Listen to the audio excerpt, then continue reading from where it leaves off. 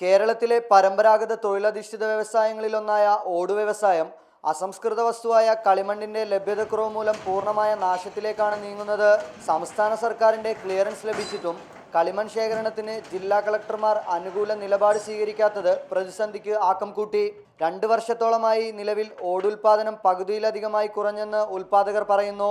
പ്രകൃതിദത്തമായ ഒരു ഉൽപ്പന്നമാണ് ഓടു വ്യവസായ ഇഷ്ടിക വ്യവസായ സ്ഥാപനങ്ങൾ ഉൽപ്പാദിപ്പിക്കുന്നത് എന്നതുകൊണ്ടും പരമ്പരാഗത വ്യവസായമാണ് എന്നതുകൊണ്ടും ഈ വ്യവസായത്തിൻ്റെ ആവശ്യമായ പ്രധാന അസംസ്കൃത വസ്തുവായിട്ടുള്ള കളിമണ്ണ് വില കൊടുത്ത് വാങ്ങിക്കൊണ്ടുവരുന്നതിന് വേണ്ടിയുള്ള ഒരു പെർമിറ്റ് ഗവൺമെൻറ് ഭാഗത്ത് നിന്ന് ലഭ്യമാക്കണം. ചൈനയിൽ നിന്നുള്ള സെറാമിക് ടൈലുകളുടെ അനിയന്ത്രിതമായ ഇറക്കുമതിയും ഈ മേഖലയെ പ്രതിസന്ധിയിലാക്കിയിട്ടുണ്ട്. 1 ലക്ഷത്തിലധികം പേർ നേരിട്ടും 50,000-ൽ പരം പേർ പരോക്ഷമായും ഈ മേഖലയിൽ പ്രവർത്തിക്കുന്നുണ്ട്.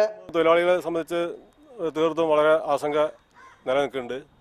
കൃത്യമായിട്ട് ശമ്പളം കിട്ടാത്ത അവസ്ഥ, അധിക ജോലി ഇല്ലാത്ത അവസ്ഥ, അങ്ങനെയുള്ള പ്രശ്നങ്ങളൊക്കെ തൊഴിലാളിയെ സംബന്ധിച്ച് വളരെ രൂക്ഷമായിട്ട് നിൽക്കുന്ന ഒരു അവസ്ഥയാണ് ഇപ്പോൾ ഉള്ളത്.